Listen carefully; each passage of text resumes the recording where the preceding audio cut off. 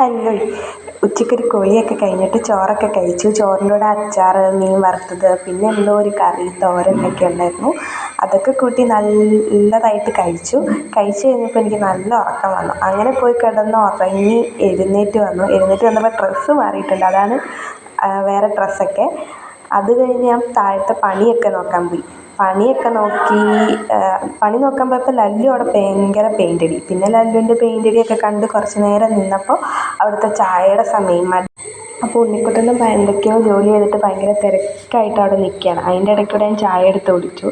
എല്ലാവരും പറയുന്നുണ്ട് അവൾ മടിച്ച് അവിടെ ഒന്നും ചെയ്യാതെ ഇന്ന് ചായ സമയമാകുമ്പോൾ വരുമെന്ന്. അത് കഴിഞ്ഞ് ലല്ലുവിൻ്റെ കൂടെ കുറച്ച് നേരം കാര്യമൊക്കെ പറഞ്ഞ് ഇങ്ങനെ ഇരുന്നപ്പോൾ ജാനിയമ്മ പുതിയ സാരിയൊക്കെ എടുത്തുകൊണ്ട് വന്നു. എന്നോട് ചോദിച്ചു കൊള്ളാമോ എന്ന്. ഞാൻ പിന്നെ ഐശ്വര്യ റായ് തോറ്റു പോകുന്നൊക്കെ ഒന്ന് പറഞ്ഞ് ഒന്നിതാക്കി.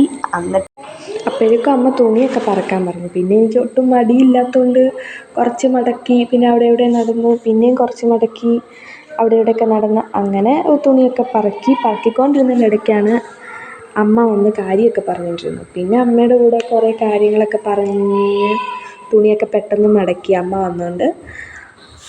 അമ്മയുടെ വീട്ടിൽ നിന്ന് എല്ലാവരും വന്നത്. അവർ ഗിഫ്റ്റായിട്ട് വാഷിംഗ് മെഷീനൊക്കെ കൊണ്ടുവന്നു. പിന്നെ അവിടെ അവരുടെ കൂടെ നിന്നു.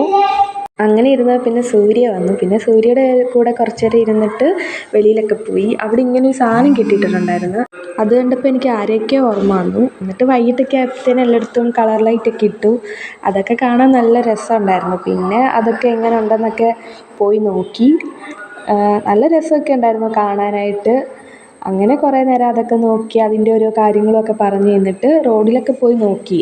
റോഡിലിരിക്കുമ്പോൾ എങ്ങനെയുണ്ട് കാണാനും ഒക്കെ നോക്കി. അവിടെയൊക്കെ കുറേ നേരം അതൊക്കെ നോക്കി ഇങ്ങനെ നിന്നു. അത് തിരിച്ചു വന്നപ്പോൾ ജാനിയമ്മ ഗിഫ്റ്റായിട്ടൊരു വിളക്കൊക്കെ കൊണ്ടുവന്നു. പിന്നെ ആ ഗിഫ്റ്റൊക്കെ പൊട്ടിച്ചു. ഗിഫ്റ്റൊക്കെ നോക്കുന്നതായിരുന്നു. ഒരു നല്ല വിളക്ക് തന്നെ കൊണ്ടുവന്നത്. അത് വെക്കാൻ നല്ല സാധനം. അങ്ങനെ അതൊക്കെ വാങ്ങി. നല്ല വലിയൊരു വിളക്കൊക്കെ ആയിരുന്നു. പിന്നെ കുറേ നേരം സൂര്യയോട് കാര്യമൊക്കെ പറഞ്ഞിരുന്നിട്ട് പോയി കിടന്നു.